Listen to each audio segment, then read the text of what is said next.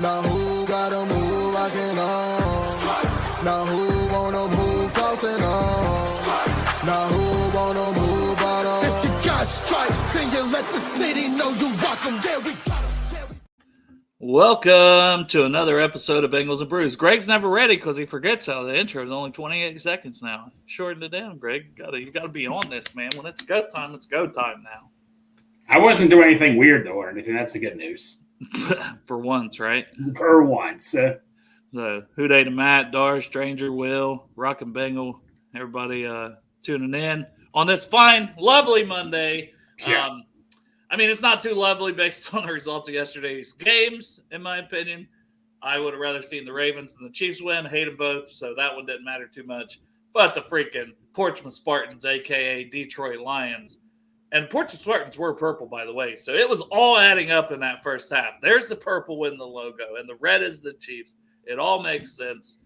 And epic collapse by Detroit in that second half. Didn't score until basically the end of the game. Needed an onside kick.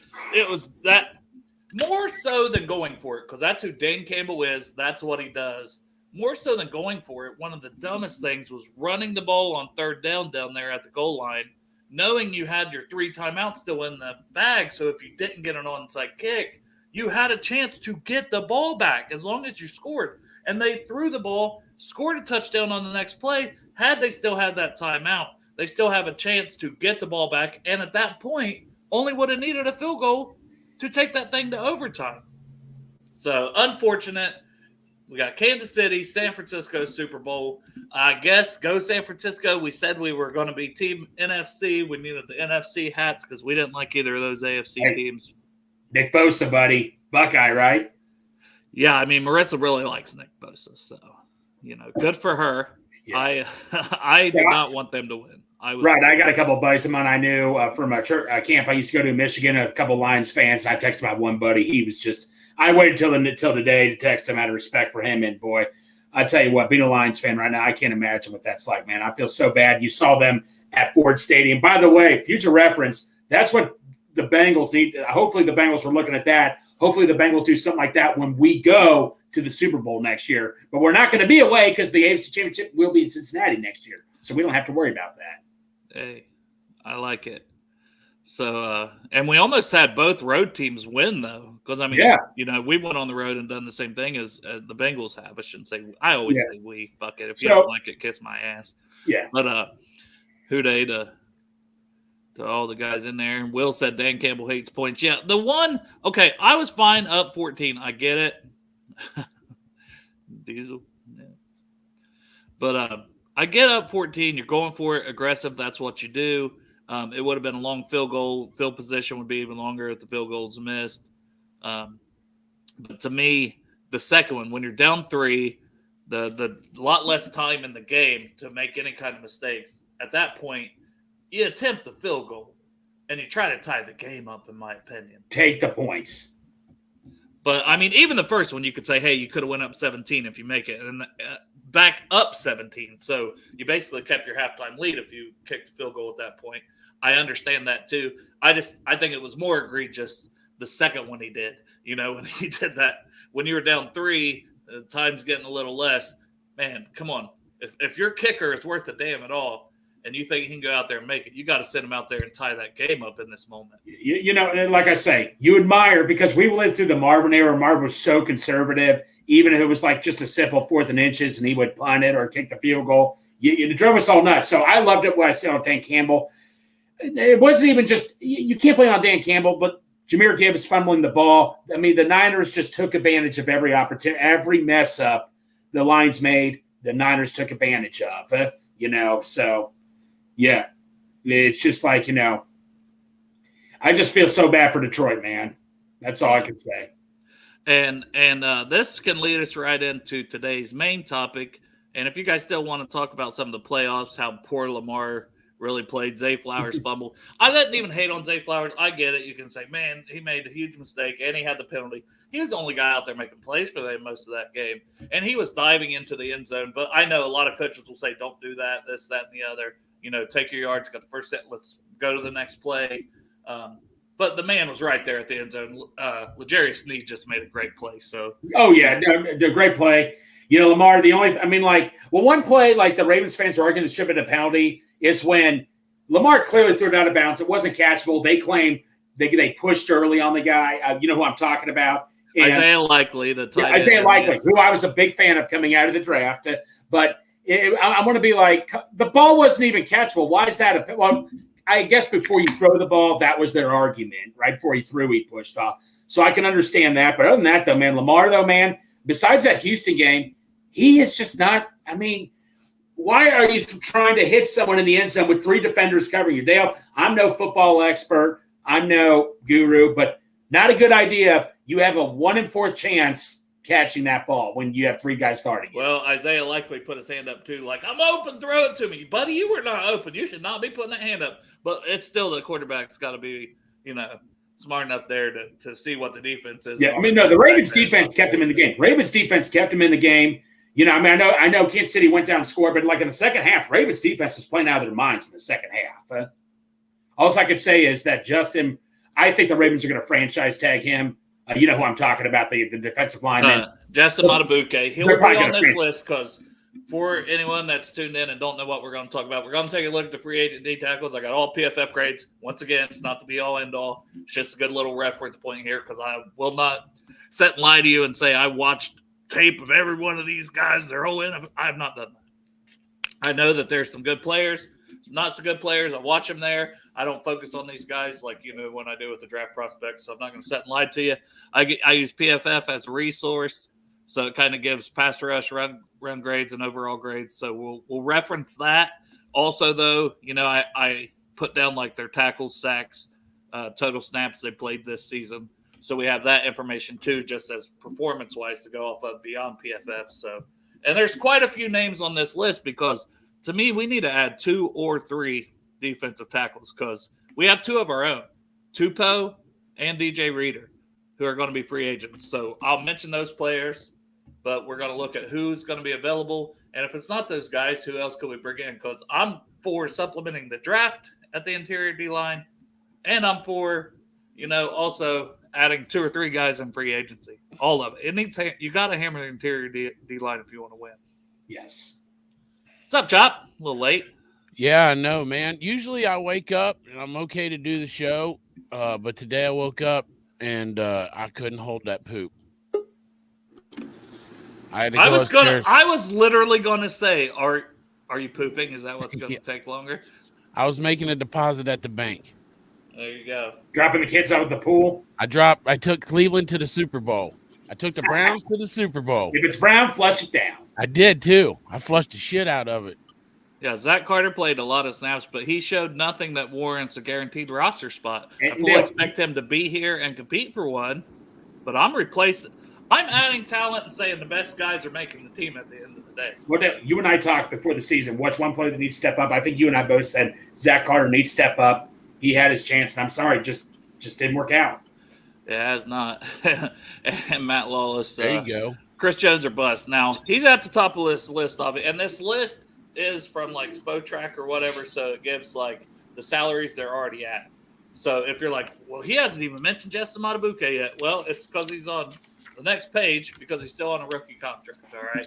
So we'll get to him, but right at the top, the guy making the most money because he signed, he's basically a $20 million deal this year was Chris Jones. And welcome in to the Owen Jarrow. Oh, What's right. up, Derek? Want to say Welcome, hi to him Derek. as well. Were you pooping too? What's up, fellas? I walked into all the euphemisms. Yeah. Chopped Nobody cheese knows what that Lincoln means. logs.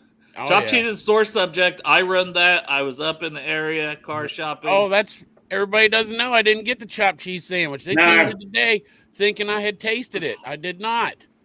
Oh, no. We're not going to hammer that too hard. These guys hash it out. It's a little my fault. Chop, he sleeps where he works night shift. Him and Greg kind of have plans to go at 5. I made the mistake of calling Greg and saying that I would be at Midwest Barbecue whenever I was done car shopping. I had no idea what time it would be. And then Chop was obviously asleep, trying to let him know. So he didn't really have time to meet up with us. And it was So the chopped cheese sandwich didn't happen, and it's my fault this time. So I will take the full blame on that one. I can't mention Midwest and expect Greg not to go. The chopped But cheese while we're sandwich talking- it's just a myth. It's It not doesn't real. really exist. Even though I found it on the menu too. It doesn't even exist. There's no such thing. I'll never get it. I did not find a car, Miguel. It was for the one when the roommate had a wreck. So she was needing a car. Hopefully, finds a job soon. So Yep. need to get her back on the road, even though it's scary as hell with her driving, obviously. It's true. She's not good at it. Got that But, gap insurance though. Yeah, it's a must. You have to have it, honestly. God, I would be homeless probably without gap insurance. You know who else needs gap insurance? Hookers.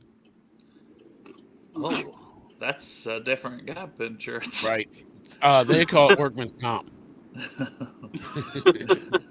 But yeah, we kind of already just gave our little spill on the game. Maybe if we have time, we'll circle back to it. But I do want to go into the defensive tackles because, that's kind of the topic of the day.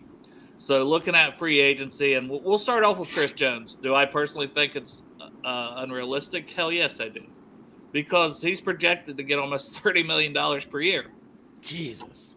I don't think we can afford to pay anyone else on this roster, knowing that Chase is coming up and Burrow's contract's starting to come in, $30 million a year. Now, would I love to have Chris Jones? Yeah, if he could come down to 15 or 20 million, let's do it.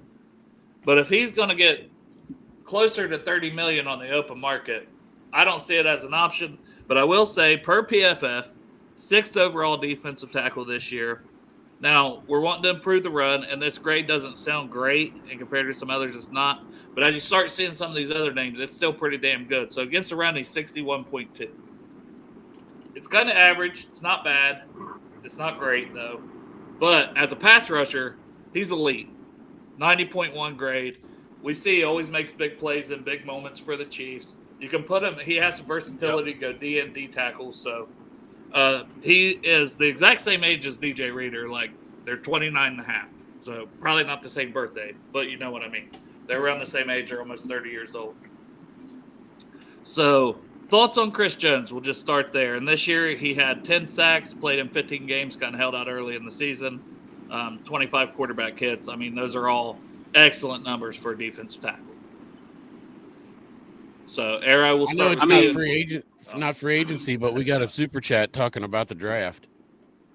Okay, we'll go ahead and mention this super chat. I just want to mention it real quick. I know. It's about 100%. the draft. Thank you, Dustin. But we appreciate Dustin chipping in on the show. Thank you, sir. But he says he's prepared for the Bengals fans being upset at the 18th pick. But if he goes best player available, it's going to be a corner or a wide receiver. Mark his words. I don't know. It could be. Greg, you're muted. You're muted, Greg. I wouldn't be upset if it's a corner or wide receiver. I mean, you don't know what's going to happen. He wants the corner. He wants Kool-Aid. I want okay with the corner. corner, too. Like I said, corner, if you think about it, corner, obviously the trenches are first priority, but corner, I don't think people realize, especially if you lose Cheeto, corner is very well a position of need, in my opinion. And I think with the quarterbacks and the talented offensive tackles and the talented edge rushers, I think you're getting a top 2 or 3 corner in this class. Yes. So that's another thing for me. If I'm getting one of and the receivers, because the receiver class is loaded, but I'd be shocked if Marvin Harrison and Malik Neighbors at minimum and Rome Odunze aren't all 3 off the board before we pick at 18. So, but to me, I don't necessarily. I like Brian Thomas. I see him mocked to us a lot. I'm not going to hate the pick if that's what happens. But if T is back on the tag and trade, and you're basically saying, Brian Thomas, you're not going to see the field a ton. Right. If we're going to tag and trade T, I'm cool with the wide receiver a lot more. Right. Whoever we get this year, our first round, the plan has to be not to develop, but to put them on the field and they make an impact this year. Right. Instead of this bullshit about develop them along, We need an impact player this year. Yeah, you need more pro-ready draft picks throughout your draft. Fuck potential. Fuck guys coming off of injury as much as possible. I'm sorry. Let's not coach them up. It's a Super Bowl window. But Dustin, I get what you're saying. But like I say, corner is very well much needed. And like, whatever happens with T, and even if T stays for one more year, wide receiver, if it's the best player available, honesty, why not? If you're losing Boyd, get that other third guy you need. to throw to. But it is a good offensive tackle class, especially at right tackle. But I've seen a lot of mock drafts already that have Fuaga and Latham both going. And they're more ready than Tyler Guyton is from Oklahoma to come in and start day one. Now, Guyton may be able to do it, but I would feel a lot more comfortable with guys that have done it and done it at a high level for 2 and 3 years, not just one, like Guyton kind of did at Oklahoma. He's my dude. I'm already claiming him. Yeah, and if I could get a guy like that in the second round, great, and give me a Jermaine Illuminor, who I had to tweet out earlier. Right. You know? He wants to kick Kansas City's ass anyway. Yeah, he hates Kansas City. He fucking hates them. He also likes hates me Bengals here and for Bruce 1 year. design. Yeah. He What'd you also say, really Greg? enjoys Dale's edit. What's that? What'd you say? He also really enjoyed Dale's edit. He liked Dale's edit once again. Bruce. I brought it back up, Chop, and I said, it's that time of year again, sir. Edit him into the – hey, put him in the Bengals and Bruce shirt, and let's see if we can get him on the show. Yeah, let's do it. He has a Bengals and Bruce skull cap, and Jermaine, he said it's a lot better edit than he would have done, so. There we go. All Basically, right. he wants to be a Cincinnati Bengal. It's up to you now, Mike Brown and Duke Right. Tobin. I did my part for 2 years in a row. And You David guys get off Mulligetta, the he's fucking got David hands and get Mulligetta the deal too, done. right? I think he's got Mulligetta too. He does. Yeah. But anyway, Jermaine looks good in stripes. All right, I want to get back to the defensive tackles, but let's Marshall just had a say rough that day. that's money He's talks, up. motherfuckers. So we will go completely off track of what we're talking about for the super chat. That's true. You want to get Yeah, show us the money, make it rain. You want to talk Make about it Greg's rain. nipples? Send a super chat. I guarantee we'll bring up Greg's nipples. He'll show you his doesn't work. nipples for Oh, there it goes. enough money, and Greg will show you his nipples. Right, Greg? Possibly at the right price. But back to Chris Jones. So we'll start with Derek, kick it around to everybody. Would you want Chris Jones? Do you think it's even a possibility? I mean, they done really good against the run last night, so of course it's really easy to when the team completely goes away from it. But I mean, would I want him? Yeah, but I just don't see it happening because I think he's going to be way out of our price range. You know, do I want a Tesla? Sure, but can No, I you afford don't one? No. Actually, Well, you yeah, don't. I was talking to Jimmy, out and here. there's not enough Yeah. places to plug, but there's just a lot of problems going on with those two. He said there's Teslas are selling for like 14 So I- grand that they have. Yeah. Do I want a Lambo? Of course I do. There you go. Do I want a Duramax? Of course. Man, my fucking big ass couldn't fit in the Lambo. I don't want one. a goddamn. Oh, if I got a Lambo, I get a Yaris though. That's the SUV one. Those are badass. Yeah, we'll You take know- a Lambo Yaris. I got to agree with Dustin, and I'm not saying you got to pay a Chris Jones, but you got to be active. Open the checkbook in free agency. You've got, because you have a ton of needs. You've got to improve that defense. I want a veteran corner, a veteran safety. I've said this. 2 or 3 veteran defensive tackles. Give me a veteran defensive end. Look at what Kyle Van Noy was doing out there for the Ravens. He was one of the only people that showed up for them for a long time. Yeah. Drawing holding penalties, getting sacks, making big plays. And those guys are available every year when the season's even starting. It's not like they Right. go right away. Man, You we can had a get lot them of and you- people in free agency that we could have got last year. This year, we just need to move on it. Yeah. Yeah, and no, you can't be going bottom tier. You can't be bringing in the Nick Scotts. You've got to at least find middle of the pack, and I've got a shitload of names here highlighted, so I want to get back to it. But any other thoughts on Chris Jones from you, Greg, and you, Chop? Yeah. So I mean, look. Here's the thing. I get it. Everybody wants a top-notch guy, but I'm going to read off some players here. Like Joe Goodberry tweeted this out: Von Bell, Kappa, Hilton, Cheeto, Karras, Riley Reef, Larry Ogunjobi, Hayden Hurst. All those guys were tier 3 and tier 4 guys. I mean, You know? even Awuzie wasn't a tier 1. Yeah, no, Woozy and Trey Hendrickson, you could argue was overlooked a little bit himself in a way. 100%. I mean, if you look at the last 2 years, tier 1 and tier 2 guys were Orlando Brown and Trey Hendrickson. Like we said, I mean, give me more of those guys like that we just signed the last couple of years. Load up. Give me more of those guys. Don't just go out and get that. Obviously, if we sign Chris Jones, I'm not going to bitch or anything. I'm just saying, would you rather have Chris Jones or a bunch of guys you know that can all be good contributors all around you instead of one great player with a bunch of, guys you're not really sure of? Huh? I want Chris Jones, Greg. Hey, you're entitled to your own opinion. You also want Justin Jefferson and think that's realistic, Chop. Yeah, well, no, I'm we just let saying, Chop though, live in man. the No, clouds. Chad, if they get Chris Jones, I'm not going to bitch. I'm just saying. You're talking about like a fucking Myles Garrett or a TJ Watt. You know what I'm saying? You're talking about that caliber of a player coming to our defensive line. You don't want that shit? I know I didn't say they want, okay, but Plus, say you got Trey Hendrickson out there with his fucking okay, you got 17 Trey and a half Hendrickson sacks. after that, though, Chop. After that. I'm just saying, like, what we got to add to what we have, Chris Jones. If we lose a bunch of shit, like, okay, we signed DJ Reader and we signed the other tackle, Topu, to say his name. Yeah. Which I think Tupo should be gone. Tupo. Anyway, if you sign DJ Reader and then you add to what we have, I'm not saying take anything away, add to what we have, Chris Jones. What else are you going to bring in? I think that our linebackers had an off year. I think they come back next year. I think depth, you need depth. You need depth. Well, that's right, but fuck depth. Depth is important, but let's get an impact fucking player, man, that people are scared of when they get on that goddamn field. You got Trey Hendrickson, you got Chris Jones on that same fucking line, man. Okay. Can I say something real quick? I would have agreed with that had we not been the 31st ranked defense.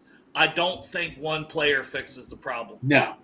That's my biggest issue with that, is just because I can't put $30 million on one player when I could use that $30 million to get 6 players that are all going to play and hopefully make this defense better.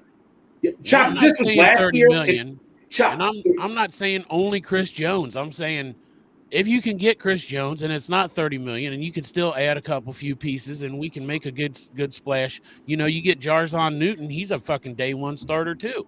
So but you don't know if he's going to be there. You don't know if he's going to be there. He's going to be there, but you can't. And that's always important. You can't do your free agency hoping somebody will or will not be there in the draft. Exactly what I was going to say, Chop.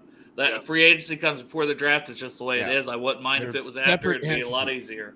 You should do the free agency like you ain't getting shit in the draft. No, I get what you're saying, Chop. Like I say, I'm not going to bitch, but like, you know, if this was a year ago, I'd say yes, go all in on Chris Jones. I can guarantee this. If at 3 a.m.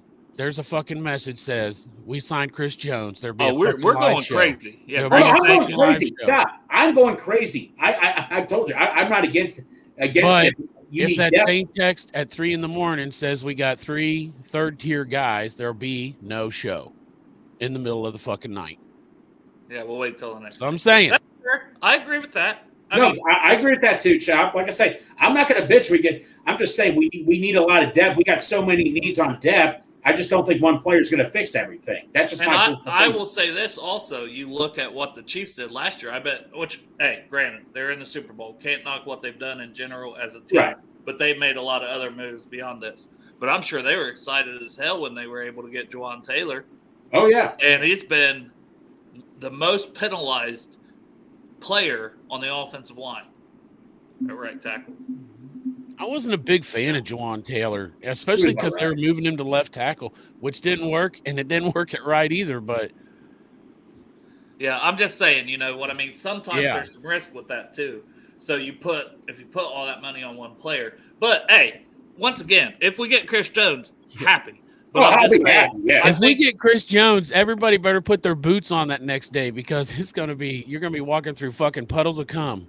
Yeah, but knowing the plan, and we were all excited about Orlando Brown this similar way, right? Oh yeah, we did a 10:30 show. I remember that. And he took a deal to come here. So if Chris Jones does similar, I'll be happy. But even still, that took a big portion of the money we had, and then we're signing Nick Scotts and this and that. I mean, I think we already signed Nick Scott maybe before that, but the point of it is, we didn't attack aggressively enough.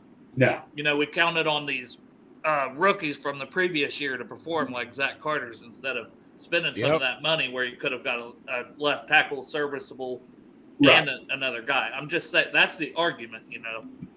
And there's no correct answer to it. If the guy performs like a superstar like he has, it gives you a 90.1 PFF pass rush grades, you're going to say, hell yeah, that was a great signing, and not worry about the money. If you're back in the Super Bowl or win one, the money don't fucking matter to us. But I try to think of it as the Bengals' perspective too when I talk about this. Yeah. I can't see them spending $30 million on a guy at D tackle when they won't even invest draft picks in the position hardly. They like to think they can get him in the 3rd and 4th round. And that needs to change too. Exactly. All right. Yep. Impact. Moving on, DJ Reader. So DJ Reader was 11th, and we don't know about the injury. That's a big part of this. But 535 snaps, 14 games, 7 quarterback hits, a sack. But per PFF, 82.2 overall. That's 11th at D tackle for all D tackles. 75.3 against the run. As bad as we were against the run, he was still doing his job, at least according to them. And to me, I thought he was too. And his pass rush grade, he showed juice there once again this year, 79.1. So DJ Reader, man, it's a hard guy to let go if you know that he can be back on that field even somewhat early in the season. Yeah. So thoughts on Reader, would you bring him back? Because he is a free agent D tackle technically. Now, is it true he's going to be out till October or November possibly? I don't know. I think he's going to be out at the beginning of the season. Okay, here's the thing. I would see what happens in free agency. But if you know you can get him back cheap, I'd bring him back, obviously. I mean, I think that we got a really good chance of re-signing him because of the injury, unfortunately, for DJ Reader. Yeah. Derek, you want Reader back? Yeah, I agree. I'm bringing back. I don't think there's much really to talk about that. Yeah. And we may hit on just our own guys a whole separate episode, so I won't spend too much time on that one. And once again, this is going down the list per their salary from this season. So I'm not going in order of this is the most talented guy, but Reader had the second highest salary of all these free agent D tackles this season. So the money's going to have to be right coming off of injury for what he can get. Now, he's very important, locker room guy, captain-type player. You can't not factor that in for this team that values culture.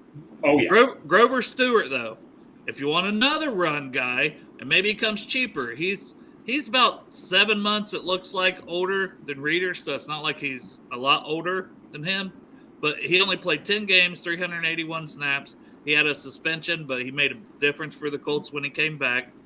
So overall, he's 22nd, 76.2 grade per PFF.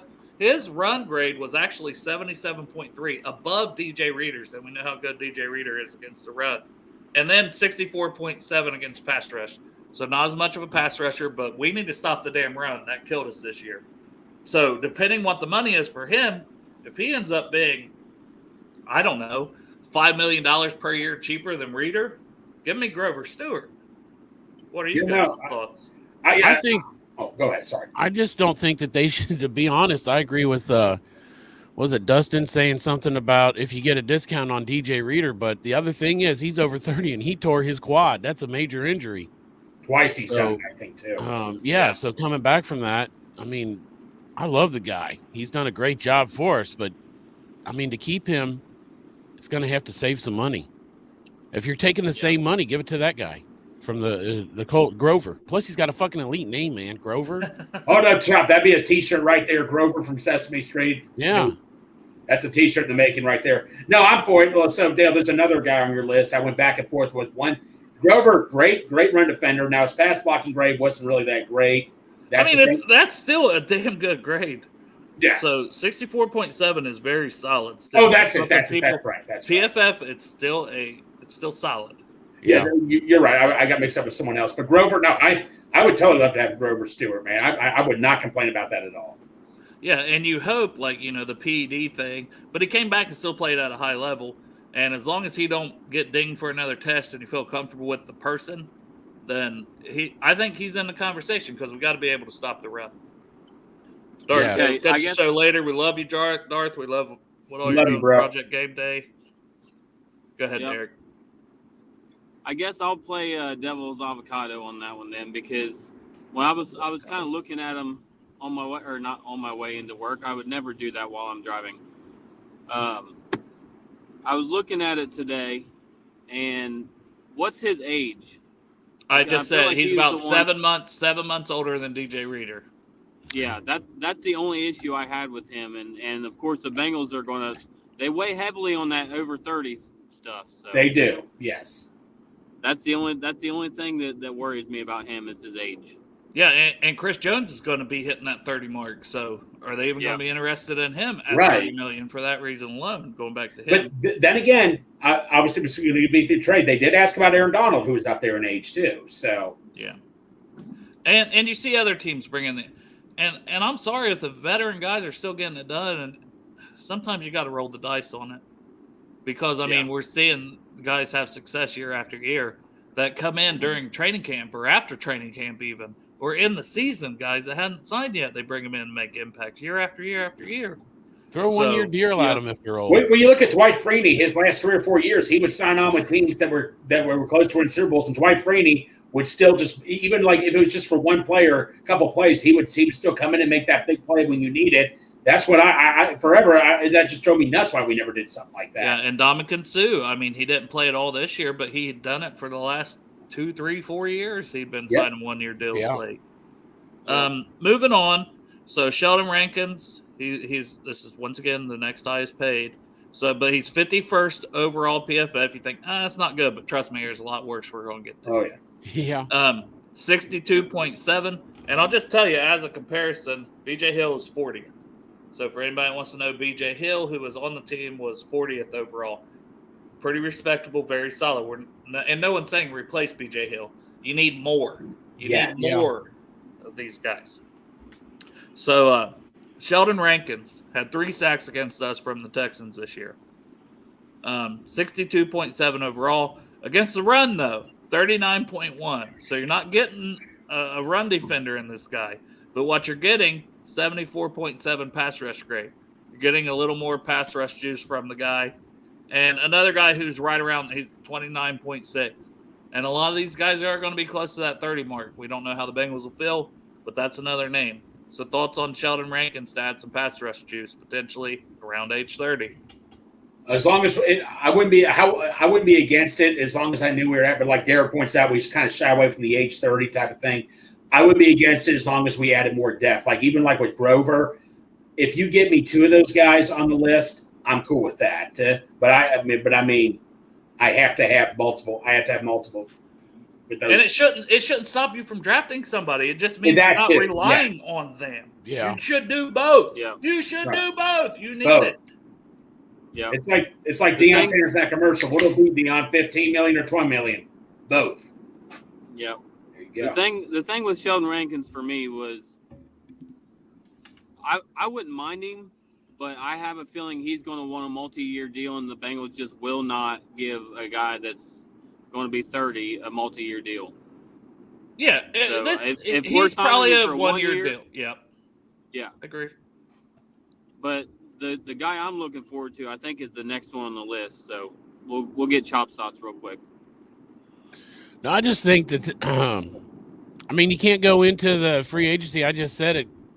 You can't go into free agency leaning on the draft, but man, if we got a huge impact player, one of the top 2 defensive tackles, plus we got Jarzon Newton in the draft, man, that would be an immediate super fucking big upgrade to our defense. But I also think signing DJ Reader back is important.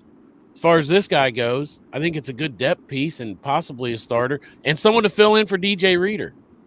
Well, Rankins would be more, he's going to rotate with Hill. He would be taking some of the snaps from Zach Carter. Okay. And that's perfectly fine with me. Yeah. You know, to take some of the snaps. Well, we need somebody. If you ask me in this offseason, we're going to need somebody at the nose tackle because DJ Reader is probably not going to be there at the beginning of the season unless there's some kind of miracle. Yeah. And but Rankins for the season had 36 tackles, 6 sacks.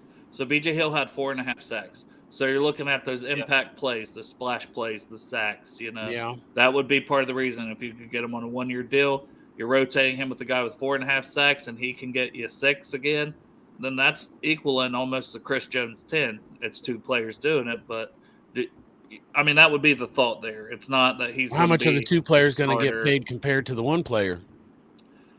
Exactly. I mean, if you give 2 players 15 to equal the 1 guy's 30, and the 1 guy's 30 is better than the 2 15s, you're better off to go with the 130.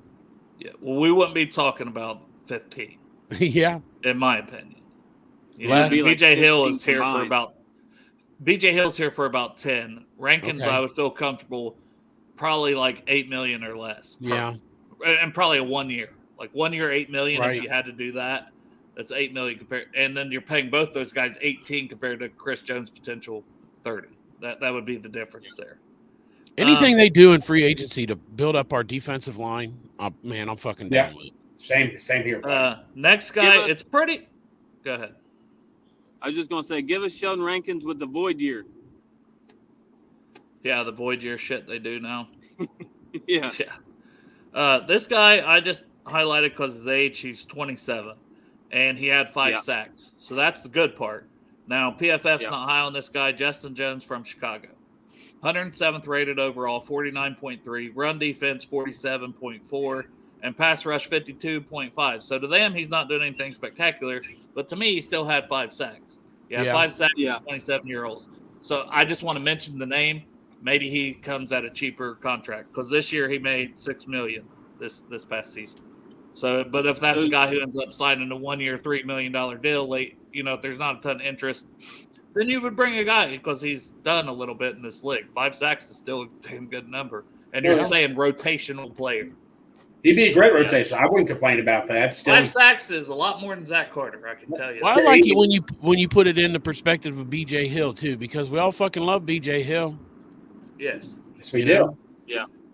So this was the guy that I really wanted to talk about because, like, his PFF grades weren't that great, but like you said, Dale, the 5 sacks, and plus, I feel like you could get him on a 3-year deal and get a 3-year deal for cheap and say, I think I can get more out of him than they got out of him in Chicago because everybody knows how shitty it's been in Chicago lately. Yeah, So and he probably that played was my better whole once they added Montez Sweat. He probably looked better. I don't know that, but I'm just guessing. You know what I mean?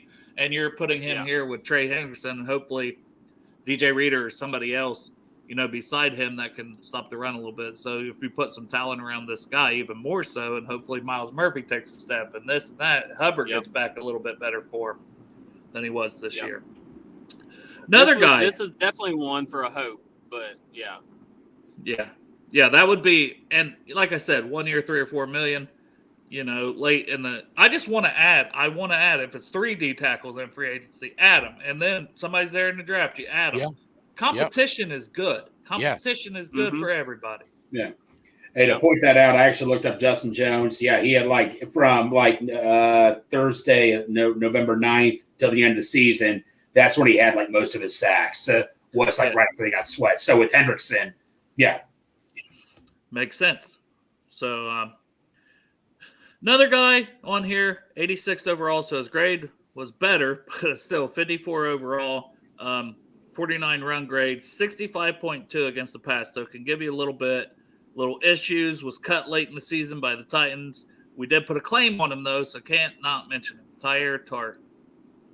Oh yeah. So I wanted him so badly. He is still not even 27 years old. So that would be another thing. He's still got a little youth on his side, shown a little bit as a pass rusher now. I don't know. You'd have to be comfortable with the person, but we did put a claim in on him. Yep.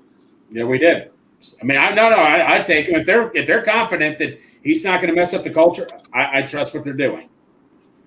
What was his size, Dale? Do you have that? I have it right here. He is 6'2", 304 pounds. Yeah, 3 tech. Okay. Yeah, 3 tech. Yeah. Moving on to the next guy. Now, this is one most people at least know the name. Still only 26 years old. Because he was a high draft pick in San Francisco, Javon Kinlaw. So he is actually lower than Tart. This is per PFF once again, but he does have 4 sacks, 92nd overall grade, 52.7. Once again, this is another guy, run defense, not a strong suit, kind of like Sheldon Rankins. Even lower than Rankins, 34.2. But this will be another situational third down. It's a passing down. You bring this guy in. His pass rush grade is 71.4. 71.4 is pretty damn solid. Yeah. So, and being 26 years old. So that would be another guy. I wouldn't want to pay big money for him. Run grade shit, right? But that fits. That would fit like something we would sign, like a Mike Hilton type of player or a Cheeto type of player in that type of tier. This tier would totally makes sense. Oh no, Kinlaw. Sorry, Kinlaw would totally make sense. Yeah. I know. I see a lot of people have him projected to go to us. That sounds like a match made right there. Didn't he come out of South Carolina? Yes. Yep, and first-round guy, so he has a first-round pedigree. Maybe you think San Francisco that you feel your coach can get more out of him too. I'd be all on him. I know his run grade isn't that great, right? Like, yeah, I mean, it's just 34.2. Yeah, that's what it's. But still, like his run grade is comparative to the Walmart greeter. But I'm not asking. I'm putting BJ Hill in on those exactly. first and second downs. I'm this could be your guy in on third. What's BJ Hill's run grade? This is your Cedric Oblehi coming in here. BJ Hill's run grade is 63.3, so damn solid, and pass rush 65.8. So BJ Hill is just a good, solid veteran player. Yep. That can get interceptions too. The weirdest yes, he can. Yeah. I want to, because like I said, there's quite a few names in 40 minutes, so I want to try to speed it up. But there's also a couple big names on here. So this is a big one that's going to get top market dollar, probably up there with Chris Jones and Matabuke, who we'll get to as well. Christian Wilkins, Miami Dolphins. Oh man, he is actually 28. He is 28 years old, so he had to be a little bit of an older rookie or whatever, right? Because he's already 28, but he just turned 28, so he's 28.0. So still, that's not 30. It's a couple years younger and more proven guy. So his PFF, he's 29th overall. Yeah. So now you're looking the upper tier of player. And his overall grade 71.8. Against the run, 69.5. So once again, in comparison to BJ Hill, 63.3. His pass rush grade is 70.8 in comparison to BJ Hill, 65.8 per PFF. So knowing the age, Christian Wilkins is from Clemson, and there could be a connection. Yes. Reader, Miles Murphy too. Miles Murphy now. But yes, Wilkins, there's a familiarity with that. So if he's not franchise tagged by the Dolphins or whatever, and he may go back to Miami, they're a playoff team as well. Yeah. But if he hits that open market, once again, I don't want to pay a guy 30, 25 million. But if we're talking 18 million per year, you could work out something around that range. I'd feel really, really good about adding Christian Wilkins instead of a Chris Jones. Yeah, Dale, two things right there. Well, obviously, franchise tag. I have a feeling they're going to do it. Another thing is the age. Like Derek was making the point, we kind of shy away from guys near close to 30 and all that. So, and the money could be too. I still like to go after him to see what they can do.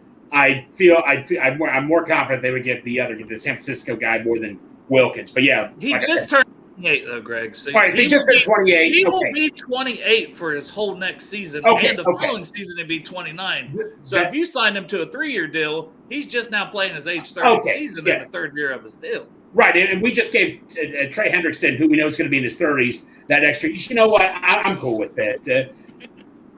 What? Talked him right into that, didn't I? Yeah, that's what I was laughing at, Greg. You're like, fuck that guy. Fuck, I don't know. I'm good with it.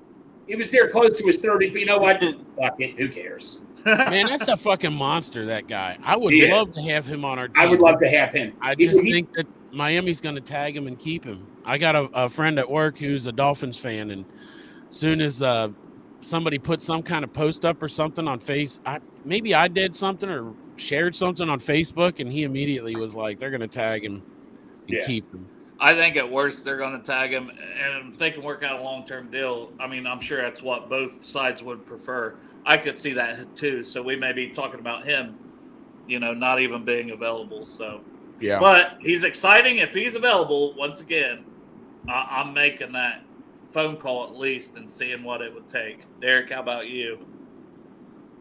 Yeah, I agree. I would love to have him, but I just don't see him making it to free agency. Yeah. Well, this is what he's projected to get by one side: 4 years, $92 million. This freaking dumbass just ran a red. Sorry. Got you, Derek. You call me a dumbass, Derek? Yeah. 4 years, $92 million. I don't know. That's a lot of damn money. Yeah. Yeah. Once again, that's well over 20 per. Yeah. I'm not. Yeah. So that would be, and that's a tough one, but that's why we've got more names to talk about. Quentin Jefferson for the Jets. This guy's almost 31 years old. So once again, we're talking about age may not work, but did have 6 sacks. And also on Wilkins, he had 8 sacks and almost 60 tackles. That's top tier. Hey, plus I really like that guy from Hard Knocks. Yeah. There you go. Yeah, so he gets a little edge. That dude is awesome. I love him. So overall 91st, 52.8. Once again, if we're trying to stop the run, that's not him. 38.7. But you want some pass rush juice, 73.2, which is actually higher than Kinlaw and Wilkins per PFF. So Quentin Jefferson, even though he's that age, probably doesn't have a ton of tread on his tires because I don't know that he's, played tons and tons of snaps. Like this year, he played 469, so he played a lot. But we've got guys on here with 700 and 800 snaps. Wilkins mainly, he played 770 snaps this year. Wow! So you're talking about a guy who doesn't, have as much, wear based on snaps in the NFL. Thoughts on him? I mean, Chop, you said you love him because you loved him on Hard Knocks. I agree with that. Seemed like a really cool dude that I watched as well. What about you guys?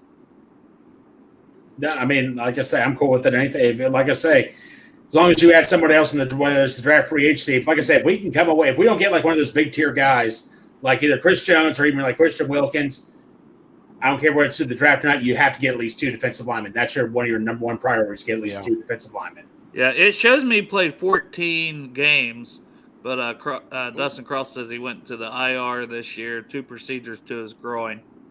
So once again, you're going to have to know about that health.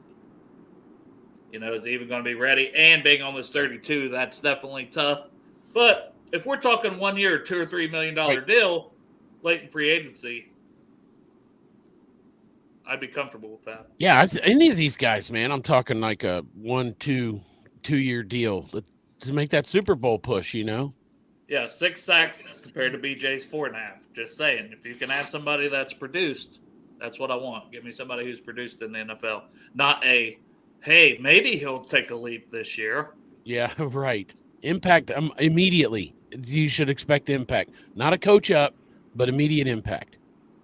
Derek, did you say anything about him yet? You got anything else to add on him? No, I was just going to say, I nothing really much to add on him. I was just going to say it sounds like we're kind of hitting free agency perfect for what we need. It sounds like there's a lot of guys that potentially could fill the roles that we need them to fill. Yeah, to somebody to pair with BJ Hill is huge. Yes. But you're looking at a gaping hole. I said gaping, Chop. But a gaping hole at defense, like your bigger nose tackle type defensive tackle. So that's why Reeder, if we knew he was going to be healthy, it would make a ton of sense to bring him back. But if not, Grover Stewart still stands out to me based on doing this exercise. You know what I mean? Yeah. Like so far, unless you can get a Wilkins, but we're talking money. Now here is another guy that excites me. Once again, he's already 32. That's the problem. But I've wanted him for multiple years now. Shelby Harris played for Cleveland this year on a 1-year deal. Yeah. His PFF grades, he's 31st overall, 70.8. 31st overall is top tier, boys, once again. Yeah. And he's good at both. 68.7 against the run, 75.3 pass rush. You're talking a guy who you can put in there at any time. If BJ Hill's out for a game, you feel comfortable sticking him in that he can do both and fill that role. So I know the age is scary, but he played all 16 games, only 400 snaps this year, had 2 sacks, but he's good against the run and gives you a little pass rush. So Shelby Harris, the guy, and we're talking a 1 year, $3-4 million deal. Right. If you can get that, man, give me that to pair with BJ Hill all day. I like that potential, even though the age is there. Well, no, that would work out well. And like, say if you got like Newton or the kid out of Texas, the first round, and you got Shelby Harris with BJ Hill, sign me up for that. I'd be all for that. Yeah, I'm down. I mean, I like it. I'm down with people not running red lights. You're not down with that. Yeah, right. Yeah, no, I'm not down with that. I'm down with, and I know I'm probably going to get blasted for this, but I don't care. I'm down with a tag and trade on T, and then using that late first-round pick, early second-round pick on a certain nose tackle that's coming into the draft to potentially be DJ Reader's replacement out of Texas. Will Lewis just said Tavondre Sweat. Oh, yeah. Tavondre Sweat, yeah. I was listening to Bucky Brooks mock draft. I don't know if it came out a week or so ago what it was, but I was listening to that today. and he had him going like around in the 20s, early 20s. So it's got to be a team that really needs that, and we are one of them. So I would agree with that because I don't want to pay T $21 million if we can't work out a long-term deal. Right. And if you can add Andre Sweat plus your other first-round pick at right tackle, corner, wide receiver, whatever you end up needing to do there with that other one, that's a pretty damn good 2 picks in the first round. So yeah, I would be good for that if you could add a Tavondre Sweat and a Shelby Harris, or whoever with Patrick Kinlaw, whatever. Yeah. Some of the names of Quentin Jefferson if he would be healthy. So now, I like the thought. Probably not, but yeah. But hey, if they listen to this show, and I'm sure they do, they're probably Duke Tobin's probably listening right now. He probably is. He's probably stranger. But by the way, you know what? I figured it out. That's how he doesn't need all of these scouts that all these other teams do, because he listens to Bengals and Brews. Yeah, exactly. I got you, dude. That's what I said. They should just let me do a draft. Let me pick your picks one year, and if they suck, I'll do it for free. And if they suck, then I owe you money somehow. Hey, we got shirtless Craig on Pork Chops. God damn you, Chuck. I like to take this. Hey, if those draft picks hit, though, I'm negotiating. I don't need millions. We're talking hundreds of thousands, and that could be low hundreds of thousands. And I will be a scout for you, Bengals. I promise. Yeah, like sounds like barely just 6 figures, not like 6 figures boasting, like just barely 6 figures. Yeah, I'm great with that. You know how much money that would be for me? Maybe even 5 figures, just upper 5. Yeah, that's fine too. I'm not going to get greedy, Cincinnati. I promise. And I love it. And a house because you can't drive 2 hours every day. I mean, and you know what I'd like to have in that? Hey, you know what I'd like to have in that house? Some Midwest Best Barbecue and 50 West Beer. Proud sponsors of Bengals and Brews. Great barbecue from Midwest Best and great beer from 50 West. Make sure you check them out. They got a good hard lemonade one, too. Hard lemonade is good. Greg, you slid that in really well, man. This is why you're the professional, man. Hey, man. Right place, right time. A lot better than Friday. Yes, it was. David Gabbard says, if not Sweat, McKinley Jackson. I agree. That's the second best guy for stopping the run, man. And he is like 6'2", around 330. Guy's a little tank, man. I like him a lot. And Dustin's saying I could see 1-year deals happening. And that's what they should do. You're in a Super Bowl window. Look what the Texans did. They went out and signed. We saw that list. They signed a bunch of veterans that contributed great. I'm not saying go out and sign a shitload of veterans, but sign more than what you're used to signing, to contribute more. Hey, Stranger says that's like the 3rd or 4th Bengal staff burner he's been accused of. And yeah, Stranger, that's exactly what Duke Tobin would say if he had a fucking burner account on here, buddy. Good try, Duke. Good try. Yeah. I was just going to say that's exactly what the Bills did when they fixed their O-line situation. They just signed a bunch of guys to 1-year deals, and the best 5 wanted out. And I mean, there was that same year, I remember seeing specifically, I forget which team they were playing, but Josh Allen was literally just standing back there flat-footed, just looking around because he had the time.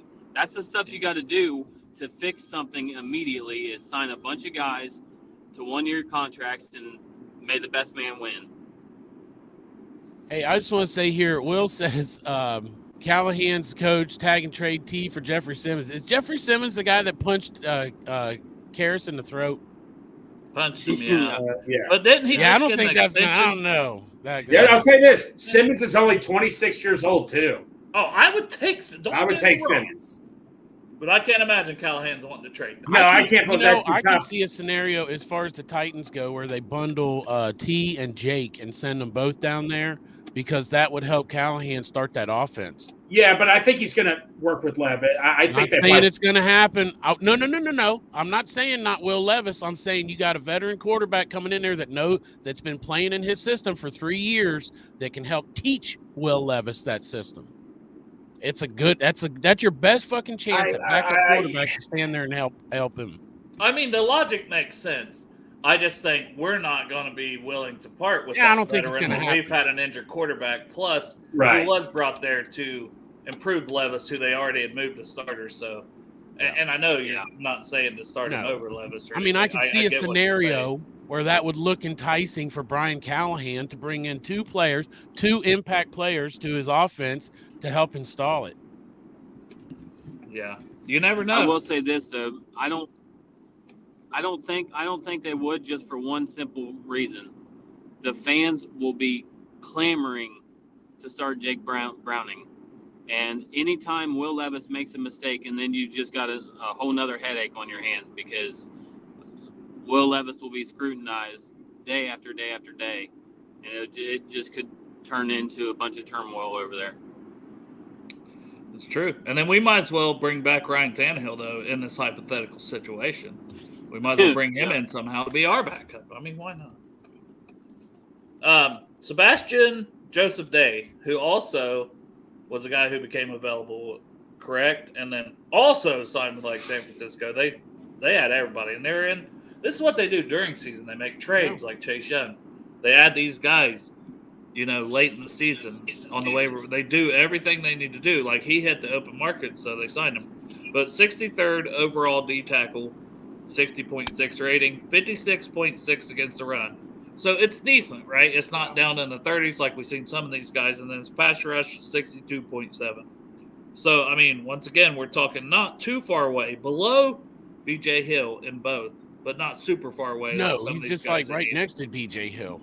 Yeah. I mean, and he sounds like a solid player, solid rotational piece. Yeah, and he's almost just now about to turn 29. So if we're talking like a 1-year deal or a 2-year deal, you're still getting him, early 30/30 areas. So yeah, and he had 3 sacks. So I don't know, maybe anything on him. Everybody good on that one? He was from San Fran, right? He went to San Fran. He was on the Chargers. Yeah, that's right. I was just going to say, the only thing that worries me about him is if he can't have any better stats than that with that lineup around him, it just kind of worries me a little bit on that. But yeah. Well, he didn't get there till the very end of the season with them. Yeah. So that was on the Chargers, who didn't have anything, hardly. Yeah. Because Bosa was hurt a lot. And was still, not far off from B.J. Hill, who had Trey Henderson and DJ Reader for most of the season, Hubbard and Murphy. You know what I mean? I mean, at least on paper, better. We know that our defense did not perform like they should have. Another guy, Adam Butler, almost 30, had 4 sacks, played all 16 games, 65th overall, 60.1. Once again, run 39.4. So not that, but you're talking about a guy who maybe gives you the pass rush. Derek, stay on the road. What the fuck? That was those buzzers, wasn't it? Yeah, it sure was. Yeah. Yeah. So pass rush was 70.2 per PFF. So give you some pass rush juice. Almost 30. Played for Vegas this season. But you'd be talking about a rotational guy. Maybe it's a cheap 1-year What'd deal. you say his pass rush, 30-something? That was run defense was 39.4. Pass rush was 70.2, so it'd be a guy to rotate with BJ. BJ's once again was like 65.8. So per PFF, a little bit better. It's pass rush. Sounds like if we need a good, decent rotational piece, then there's going to be plenty available in free agency. Yeah, and Tupo's next. Tupo was 94th overall. 52.1 against the run, 50.3. Supposed to be a run stopper, right? 50.3. So we're talking not horrible, not in the 30s or 40s, but that's his role is supposed to be. And then pass rush 55.7. So he's spectacularly good at nothing. What did you say? What did you say DJ Reader's pass grade was? 79.1. That's a lot. Yeah, that's a lot better, isn't it? Yeah. So I mean, think Tupo's gone. All these guys that we're talking about now, these last 3 or 4 guys, it's all just like because solid rotational pieces. Well, there is some more. Like we haven't talked about Matabuke. He's coming up. He's one from the next for the Ravens, which I also potentially gets franchise tag, but they love their comp pick, so he could hit the market. But I'm gonna go Tupo. There's not a lot to say, right? He's one of our own. Right. Wasn't that spectacular? Raekwon Davis, the reason he's on the list, 79th overall, 57.5, 51.5 against the run, 60.3 against the pass. So showing a little bit more, but he's only 26 years old. Another guy from Miami, only had 1 sack, 27 tackles, played all 16 games, 425 snaps. But you're looking at the youth of that guy, and especially if they do end up tagging or paying a bunch of money to Wilkinson, maybe this guy hits the open market and you think, he's a young guy, we can still get more out of him. So at least wanted to mention the name. Yeah. All right, fellas. Now Hey, I gotta go. I gotta go get my kids. But all right, see you, buddy. see you guys. See it, Derek. Now, Justin Matabuke, I know Greg has mentioned this name several times. 21st overall, 67.4. Run defense, 65.2, so damn solid at 65.2. Pass rush, 79.5. This is PFF grades. But you look at his stats, 54 tackles, 32 quarterback hits. A lot of these are in single digits for most of these guys. 32 quarterback hits and 13 sacks. And just turned 26 years old. So he is an absolute stud for the Ravens. Where's he line up? I think he plays more 3-tech. But, that's a guy like, man, if he hits the open market, and he's going to get paid too. And honestly, he should be right up in that Chris Jones range. Oh, easily. But if he doesn't, and he wants to stick it to the Ravens for some reason, right? And come here for 18 to 20 million, sign me up all day, every day. Yeah, I wouldn't even chop. If that happened at 2 a.m, I would do a show just like Chris Jones if we signed Metabuke. Naked. Yep. Like you do the show naked, everybody. Like this? Yes. Completely naked. And it does look like he's naked where the picture comes. I know, because that's you think that's pants, but that's Greg's funky ball throw. Yeah. So I would love to have him, obviously. Now, hell yeah. The last few names I'll go through quickly that were on. Probably going to get him and Chris Jones. I added a name because he wasn't on this list, but people have been talking about him that he's a free agent. So maybe he's restricted, though. I don't know. I need to look more. He was not on this list. I want to clarify that. Is Malcolm Roach. So he was 26th overall when I looked into him as a defensive tackle on PFF. But on the Spotrac list, he wasn't on it. So maybe he's a restricted or exclusive rights free agent for them. I don't know. Because he is only 25 years old still. But his overall grade, 72.9. Run defense, 72.5. So you're talking top tier. That's close to DJ Reader. And then as a pass rusher, 62.9. So it's not like he does nothing there. He can give you a little bit there too. And like I said, he's 25 and a half years old. He only played 290 snaps for the Saints this year. So he didn't play a ton of snaps. Why? But I don't know. I couldn't tell you. I know they drafted Brian Breesy from Clemson last year. And, I don't know who else is on that squad. He's a player I had to add. So I don't have everything on him that I did on these other guys, but I added it because I seen that name.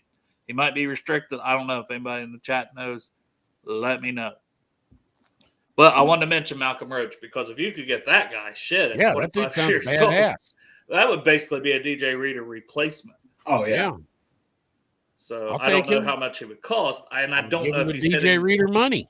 Yeah, I don't know if he's hitting the open market, but Malcolm Roach sounds like a slam dunk based on the stuff I see here. Now, the snaps, he would be increasing in snaps tremendously if we were replacing Readers. So that's a question mark as well. Yeah, maybe some other names. His snaps for a reason. Some other names, and these guys aren't great. Kevin Strong, Jordan Elliott, Leaky Fotu, they're all above the hundreds overall. I will say Kevin Strong has 61.2 pass rush, 46 run. Elliott for another Cleveland guy, 26. So these guys are all like 27, 26, 25. That's the reason I included them. They're young, maybe think the best ball's still ahead of them. And Elliott had a 63.9 pass rush grade. So Jordan Elliott would at least be intriguing. I think he was like a 4th-round pick or something for Cleveland, 2 or 3 years ago. So I at least wanted to mention those guys because, like, Jordan Elliott just turned 26. So at least, like, if it was a 1-year cheap deal, stay in the division, stick it to the Browns, that could be fun. Fuck the Browns. Whew, that's a Absolutely. lot. I That's tell a you lot what, of D tackles, boys. but Dale, no, and I'm glad we went through this because we got plenty of options here in free agency. Yeah. We got options, so that's what I like. Because I don't want it to be like, okay, it's either this guy, or you're screwed after that. If we sign like some of the like Rankins or like some of those guys, if we sign one of those guys and draft a guy, I'm cool with that. Yeah, I think we need, especially with Reader being gone, and Tupel, I mentioned his name because he will be gone. He was active a lot. You have to get a more of a run stuffer, and you have to get a rotational pass rusher. In my opinion, you have to take at least 2 guys in free agency. Yes. And that is before the draft comes, because free agency is before the draft. I would take at least 2 guys that we talked about, before. Maybe it's a Grover Stewart and a Javon Kinlaw. Just tossing out a couple names that, do different things. One more run stuffer, one more pass rush. You add both of them, and still in the draft, if you love Johnny Newton and he's there at 18, you take him. If Tavondre Sweat's there in the second round and you love him, you take him. McKinley Jackson, if you have him that high in the second, or maybe it's third round, McKinley Jackson's there, you still take him. That's what I'm saying. If you can get a couple guys on the D line and still have your draft open, that's 100% what you should do, in my opinion. I agree. I mean, pick up a couple of these guys for rotation. Also, put the fans at ease and let them see that you're making a push to win this goddamn thing, No, exactly. Like Chop, man. I'm going back to what you said, even though I didn't agree with you, Chris Jones. We get Chris Jones, man. Dude, I will jump off a cliff naked or something. Yeah. Jump off a cliff naked. You heard it here first. Yeah. I'm just kidding. I'm kidding. Them balls are going to smack that wall. No.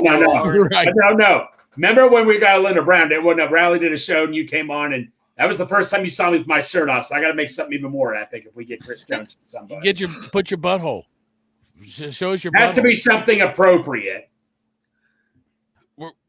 We're not regulated by the FCC, Greg. I think you can show your butthole.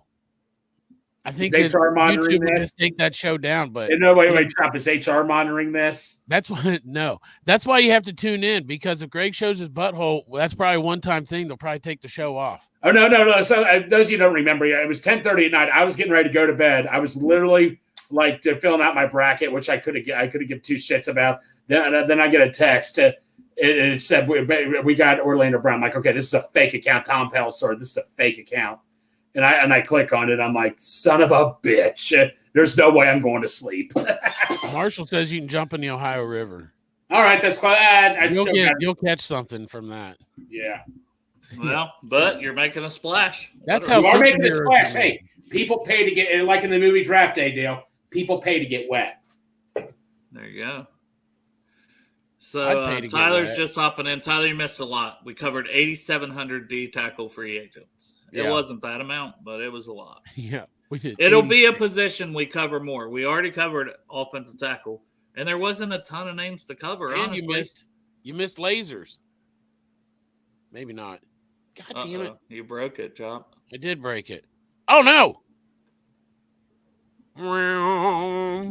Delayed lasers. I know. It's fucked up. Crip asks, who's on the boner list? I don't know if you mean like free agent or D tackle. We're talking free agent or draft, so we're talking free agency. I don't know. A bunch of guys are on the boner list. Yeah. Just be active. I want several people. Like, if you make a Chris Jones splash, once again, I'm not going to be mad either. I will be happy. Mm-hmm. But you still better sign some one-year deals because the defense was ranked 31st. So you're still going to have to make moves and a lot of players. Yeah. So definitely do that. And then salary cap, I don't know. What did it go up last year? Do you guys remember? I feel like it goes up every year. I think it's going up to like 300, right? I have no idea the number. Ask Siri, what's the salary cap for next year, Greg? Well, it won't be set until What's the March, salary cap for the NFL next year? This year. All right. 2023 season set at 224. So that's obviously not. We don't care about it's not going to go up to more than probably 230 at best. Yeah, it doesn't go up like that much each year, but it is expected to go up 234 million. Well, it ain't 300, is it? No. God damn, I was a little off. Just a tad bit. Yeah. But hey, at least we're not in a bad cap situation like other teams are right now. We got money. No, Chop. What's $75 million between friends? So right, yeah, 65, 70, 75 yeah, million what's difference. yeah. But yeah, man. So that was a good show. Covered the D tackles. We'll cover probably the majority of the positions that are also will be draft. We'll cover the draft guys at the positions, but free agency. We still have football to watch. One more game, even though I don't really give a shit about Who cares? Like Chop said, we're not our season's done. Chop, we're not thinking about Super Bowl, are we? What super? They're playing one this year. That's right. Yeah. It doesn't count. Man, fuck yesterday. God damn it. Fuck. I know I wasn't on here at the beginning of the show, so fuck yesterday. Yeah, I wanted to get your thoughts. That's what I was leading into. The Ravens game is on me. It's on me. Look, I know that most of Bengals fans, according to Twitter, were rooting for the Ravens to lose anyway. Well, the other one didn't happen either, so it didn't really matter. I said that I wouldn't know how I felt until the game started. But when the game started, I kind of felt like I was pulling more for the Ravens. But the problem is, right before I went into my sister's house, I was reading our group chats talking about their bets, and I thought, well, shit, I better go lay some bets. And I think it was somebody was on there like, they'll probably win this because I bet on them. And I'm like, damn, that's right. Let me go bet on the teams I want to lose. So I bet on fucking the 49ers, and I accidentally bet on the goddamn Ravens when I meant to put the money on the Chiefs. So that one's on me. Of course, the Niners did win, and I bet on them, so maybe it's not my fault. But I'll take the blame. It's my fault. Yeah, Detroit, that was the one we kind of talked about more just because, like, man, they had it. They were – yeah. You were up 17 at the half. The decisions were questionable. Even the fourth downs, like I said. But when you ran the ball and had to use one of your timeouts there late, when you still could have, gotten the end zone, which they did, but then the onside kick, there's not many onside kicks that happen. Like I said, the Ravens game and the Cardinals, there was 2 or 3 of them that happened in a row against the Ravens, but it's rare that anyone gets an onside kick. Having those 3 timeouts, if they could have kept them and still, they should have fucking kicked the field goal and then went down and tied the game. Yeah, that one, what I said, was definitely more than when they were up 14. Because you're up 14, you're rolling, you got the momentum, you get another first down there. You're thinking going up 21, it's probably game over. I kind of get going for the kill in that situation. You'd have been better off trying to go for the 2 for the win after you kick the field goal. You know what I mean? That, like you said, relying on an onside kick, that's fucked up. And then also the previous game, I want to give a shout out to Matt, Bengals and Bourbon, because he made an elite fucking meme with that whole thing where they fumble right at the fucking goal line, the Ravens. Did you see that one? It's kind of their thing now, right? I know, it's their thing. They get into playoffs. Cincy James made it for Matt. It was Matt's idea. Cincy James. Matt wanted the it's a collaboration. Each other. Yeah. All right. They tag team that. Well, I missed the meeting because I was at my sister's house. Yeah, Greg, what are you doing? Just messing with the light because I had the light up here, but I keep getting a shadow on my forehead here, so this works a lot better now. Okay, it's true. There's not as much of a shadow on your forehead. Yeah, exactly. Because it was just driving me nuts. Because if you notice, I put it up in the spot up here. I don't think you notice. I was. Now we can see it in your glasses, your camera. I mean, your light. Well, yeah, see now you're good. Now I got a shadow still. You still got a shadow. Stranger says on average, cap's been going up about 10 million. Last year was higher. Yeah. So just an average increase puts the cap at 235 or higher. Well, he would know, Duke Tobin. Yeah, Duke Tobin. Yeah, you would know. Thank you for the expert opinion. Oh. All right, boys. Going to end this one. It's Monday. No plans as of now to do a Wednesday show. So we will be back Friday at 3:30 is the plan. And we could be doing some Senior Bowl coverage. Yeah, I mean, Senior Bowl is just starting. There's some measurements today. So we'll see what we set the show as, but that seems about as good as anything. Maybe do a little mock draft. Maybe a little mock draft. Maybe a little Senior Bowl standout so far in the week of practice. The games, I believe, on Saturday typically. Brought to you by Reese's. And Midwest Best. Midwest Best. And 50 West. They sponsored the Senior Bowl too. We can say whatever we want on here, Greg. Yeah, Senior Bowl coverage brought to you by 50 West and Midwest Best Barbecue.